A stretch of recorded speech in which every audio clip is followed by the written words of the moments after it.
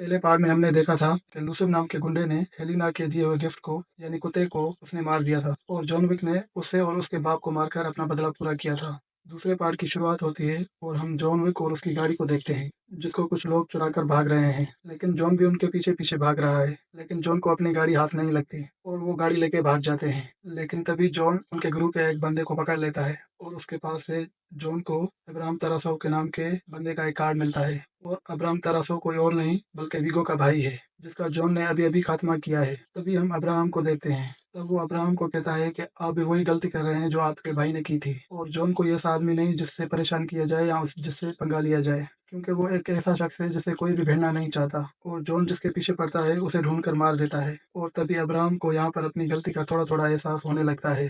तभी हम देखते हैं कि जॉन अब्राहम के अड्डे तक पहुंच चुका है और वहां जॉन विक अब्राहम के सारे आदमियों को मार देता है और फिर अपनी गाड़ी लेकर यहाँ से जाने लगता है। लेकिन अब्राहम के आदमी इसका पीछा नहीं छोड़ते और जॉन भी पीछे हटने वाला नहीं है। और जॉन को भी ये बात समझ में आ जाती है कि अब्राहम इसका पीछा नहीं छोड़ेगा। इसीलिए जॉन पहुंचता है अब्राहम के पास और अब्राहम के आसपास जितने भी लोग होते हैं जॉन उन सबको मार देता है। और जॉन अब्राहम को कहता है कि मेरी तुमसे कोई भी दुश्मनी नहीं है और तुम अपने आदमियों को ऐसे ही भेजते रहे तो मैं सबको मार दूंगा और अंत में तुम्हारी बारी आएगी। और अगर तुम मेरे रास्ते में नहीं आए तो मैं भी तुम्हारे रास्ते में नहीं आऊंगा और हमारे बीच ऐसे ही शांति बनी रहेगी। और अब्राहम मान जाता है और कहता है कि आज के बाद अब्राहम जॉन के रास्ते में नहीं आएगा। और जॉन वहां से अपनी गाड़ी लेकर वापस आ जाता है और हम देखते हैं कि जॉन की गाड़ी की हालत तमाम खराब हो चुकी होती है। इसीलिए वो अगले दिन ऑरेलिया को बुलाता है और उसे अपनी गाड़ी हैंड ओवर कर देता है कि ताकि वो उसे रिपेयर कर दे। तभी जॉन के घर एक आदमी आता है जिसका नाम होता है सेंटिनो डी ओंटोनियो। सेंटिनो कमोरा ऑर्गेनाइजेशन का एक सीईओ है जो इटालियन क्रिमिनल ऑर्गेनाइजेशन है। सेंटिनो जॉन को एक यहाँ पर मिशन देता है और इस मिशन का सुनकर जॉन उसे मना कर देता है।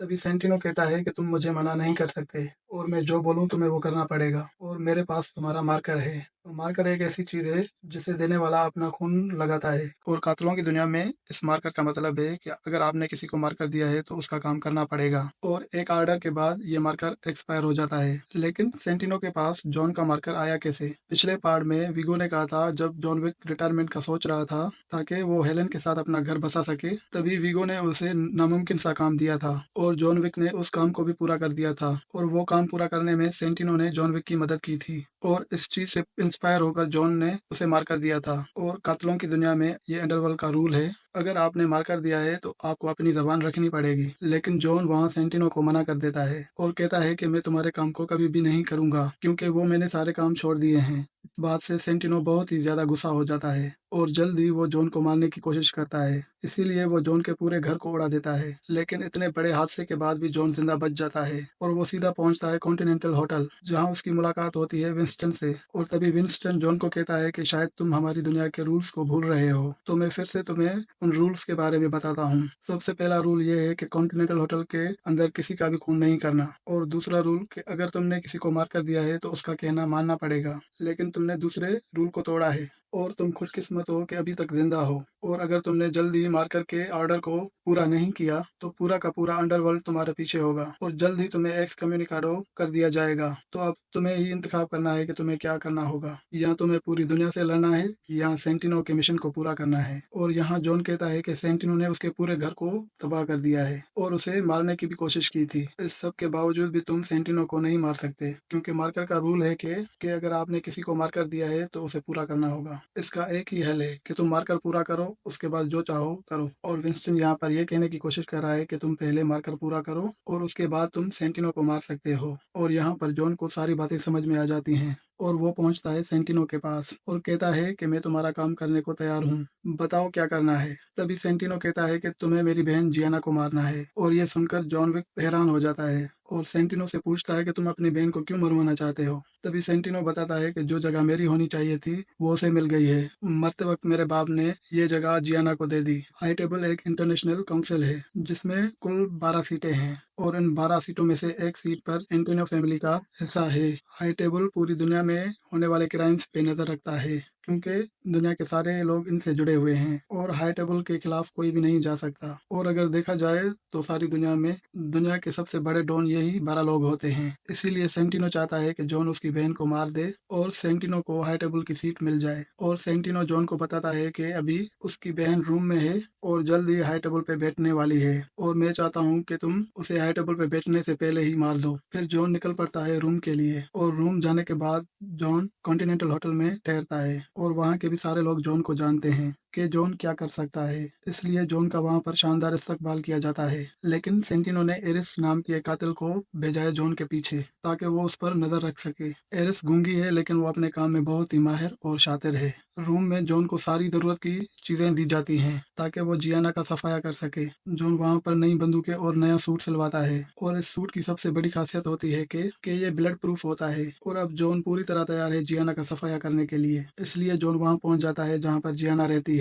लेकिन जियाना के पास उसके बहुत सारे आसपास बॉडीगार्ड्स होते हैं, लेकिन जॉन को पता है कि जियाना कब अकेली होगी क्योंकि जॉन जियाना को बहुत पहले से जानता है और ऐसा ही होता है। तभी जियाना अपने सारे गार्ड्स को बाहर भेज देती है और जब वो अकेली होती है तो जॉन उसके पास पहुंचता है और जॉन को जियाना देखकर समझ जाती है कि कुछ तो गड़बड़ है, इसलिए वो जॉन से पूछती है कि अचानक तुम रूम में क्या कर रहे हो। तभी जॉन जियाना को पूरी सच्चाई बताता है और बताता है कि तुम्हारे भाई ने मुझे भेजा है तुम्हें मारने के लिए। मैं तुम्हें मारना नहीं चाहता, मेरी तुमसे कोई भी आपसी दुश्मनी नहीं है, लेकिन मैं मार करके रूल के नीचे दबा हुआ हूँ, इसीलिए मुझे मजबूरन तुम्हें मारना पड़ेगा। और ये सुनकर जियाना समझ जाती है कि जॉन ने उसे मारने का फैसला कर लिया है और अगर एक बार जॉन ने किसी को मारने का फैसला कर लिया तो दुनिया में उसे कोई भी बचा नहीं सकता। तभी जियाना जॉन विक को कहती है कि मुझे मारने वाला अभी तक दुनिया में कोई भी पैदा नहीं हुआ, लेकिन मुझे पता है कि तुम मुझे मार दोगे, इसीलिए मैं चाहती हूँ कि तुम मेरी इज्जत करो और मैं खुद को मार दूंगी। और ये सुनने के बाद जॉन विक शांत हो जाता है और जियाना अपने हाथों की नसें काटती है और धीरे धीरे मर जाती है और अब जॉन वहाँ से निकलने लगता है। तभी जॉन के सामने आता है जियाना का सबसे काबिल बॉडीगार्ड और वो जॉन को देखता रहता है और देखकर समझ जाता है कि जॉन ने जरूर कुछ ना कुछ गड़बड़ की है और वहाँ इन दोनों के बीच लड़ाई शुरू हो जाती है। तभी चारों तरफ ये बात फैल जाती है कि जियाना को किसी ने मार दिया है और वहाँ के सारे लोग जॉन विक के पीछे पड़ जाते हैं, लेकिन जॉन भी किसी से हार मानने वालों में से नहीं है। जल्द ही जॉन वहाँ पर लाशें बिछा देता है और अपने सामने आने वाले हर शख्स को जॉन सीधा सर में गोली मार देता है। तभी हम वहाँ एरिस को देखते हैं कि वो जॉन पर हमला कर देती है और ये बात जॉन के लिए बड़ी हैरानकुन होती है क्योंकि उसको सेंटिनो ने भेजा होता है और सेंटिनो का काम और जॉन विक ने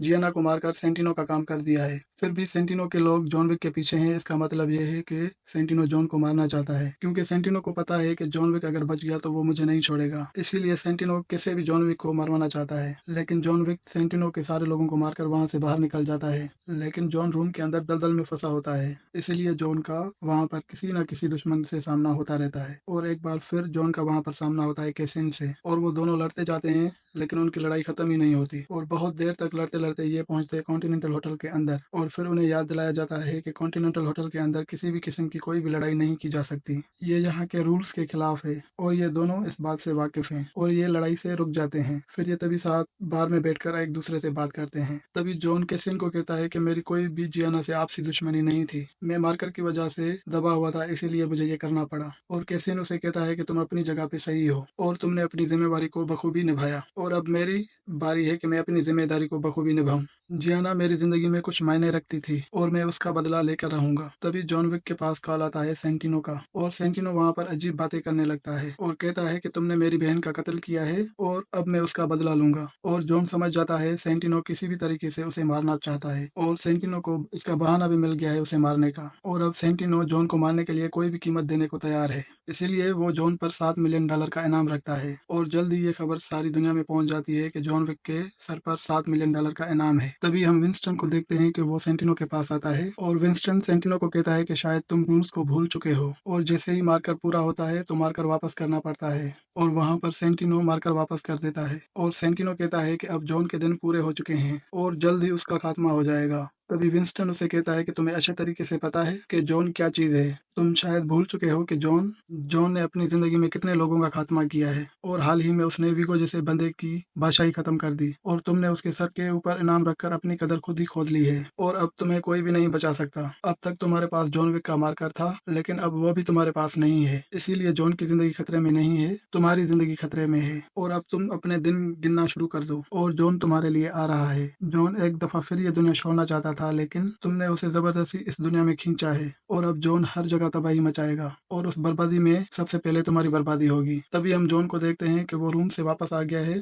और वो अब न्यूयॉर्क में है और वहाँ आते ही जॉन पर बहुत सारे लोग हमला कर देते हैं क्योंकि जॉन के सर पर बहुत ही बड़ा इनाम है और इस इनाम को पाने के लिए लोग मौत को गले लगाने के लिए तैयार हैं। लेकिन जॉन भी यहाँ पीछे हटने वाला नहीं है। जॉन एक के बाद एक लोगों को मारता जाता है और वहाँ पर लाशों का ढेर लगा देता है। लेकिन उनसे पीछा छुड़ाते ही फिर से कैसिन उसके पीछे लग जाता है और यहाँ पे इन दोनों के बीच फिर से लड़ाई शुरू हो जाती है और इन दोनों की लड़ाई बहुत ही लंबी चलती है। लेकिन आखिर में जॉन कैसिन को चाकू मार देता है और उसे मारकर वहाँ से चला जाता है और भिखारी के पास पहुँचता है और उसे सोने का सिक्का देता है और कहता है कि मुझे बावरी किंग से मिलना है और उसे जल्द ही बावरी किंग के अड्डे पर ले जाया जाता है, जहाँ सबसे पहले जॉन का इलाज होता है और फिर बावरी किंग जॉन से मिलता है। बावरी किंग एक अंडरवर्ल्ड लॉर्ड है। बावरी और जॉन की दोस्ती बहुत ही पुरानी है। जॉन ने एक दफा बावरी किंग की जान बचाई थी और यहाँ पर जॉन बावरी किंग को कहता है कि तुम्हें पता है कि सेंटिनो के पास अब हाई टेबल है और अब वो जो चाहे वो कर सकता है। अब तक पूरे न्यूयॉर्क पर तुम्हारा दबदबा था, लेकिन अब शायद सेंटिनो का होगा और वक्त आने पर सेंटिनो तुम्हें मारने से कभी भी नहीं पीछे हटेगा और इसीलिए अभी सबसे ज्यादा खतरे में जो कोई भी है वो तुम हो और तुम्हारे साथ साथ पूरा हाई टेबल खतरे में है। लेकिन अगर तुम चाहो तो सेंटिनो को मार सकते हो, लेकिन जैसे ही तुम सेंटिनो को मारोगे पूरा हाई टेबल तुम्हारे पीछे लग जाएगा और वो जल्द ही तुम्हारा खात्मा कर देंगे। लेकिन अगर मैं सेंटिनो को मारता हूँ तो तुम्हारे पीछे कोई भी नहीं आएगा और न्यूयॉर्क पर तुम्हारा दबदबा ऐसे ही बना रहेगा। फिर ये सारी बातें सुनने के बाद बावरी किंग जॉन से कहता है कि आखिर तुम्हें क्या चाहिए इस काम को पूरा करने के लिए, और जॉन कहता है कि बस तुम्हें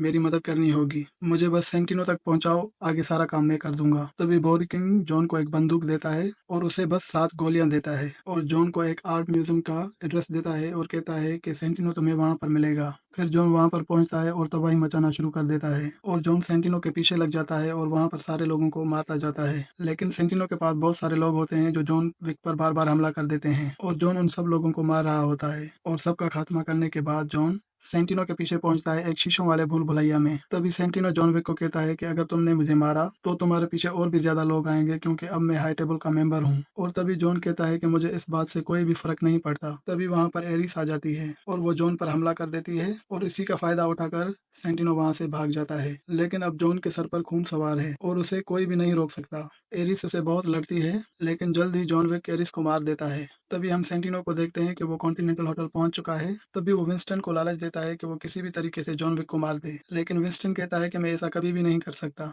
जॉन विक ने अभी तक सारे रूल्स को फॉलो किया है। तभी वहां पर जॉन विक आ जाता है। विंस्टन जॉन विक के चेहरे को देखकर समझ जाता है कि वो सेंटिनो को मारने वाला है और वो भी कॉन्टिनेंटल होटल के अंदर। तभी वो जॉन विक को समझाना शुरू करता है कि यहाँ पर तुम कुछ भी गलत मत करना, लेकिन जॉन विंस्टन की एक भी नहीं सुनता और वो सेंटिनो को कॉन्टिनेंटल होटल के अंदर ही मार देता है। और ये सब देखकर विंस्टन हैरान रह जाता है और वो जॉन को कहता है कि तुम्हें पता नहीं तुमने कितनी बड़ी मुसीबत खड़ी कर ली है। लेकिन अब जॉन को इन सारी चीजों से कोई भी फर्क नहीं पड़ता और वो कहता है कि मुझे इसे मारना था और मैंने मार दिया। और फिर जॉन पहुंचता है अपने जले हुए घर में और घर में आने के बाद वो थोड़ी चैन की सांस लेता है और अपनी जिंदगी के हसीन लम्हों को याद करने लगता है। तभी वहां पर एक आदमी आता है और वो जॉन को विंस्टन के पास लेकर जाता है और वहां पर विंस्टन जॉन से कहता है कि तुम्हारी जिंदगी का सबसे खराब पल आ चुका है। सेंटिनो ने तुम्हारे सर पर $7 मिलियन का इनाम रखा था, लेकिन उसके मरते ही कमोरा ऑर्गेनाइजेशन ने तुम्हारे सर पर $14 मिलियन का इनाम रख दिया है और अब पूरी दुनिया के सबसे खतरनाक कातिल तुम्हारे पीछे हैं। अब तुम्हें हर गली और हर चौराहे पे एक कातिल का सामना करना पड़ेगा। जॉन कहता है कि अब दंगल होगा, मैं हर जगह लाशें बिछा दूंगा और मेरे सामने आने वाले हर एक शख्स को मार दूंगा। और इतना कहने के बाद जॉन वहां से निकल जाता है और ये फिल्म यहीं पे खत्म हो जाती है।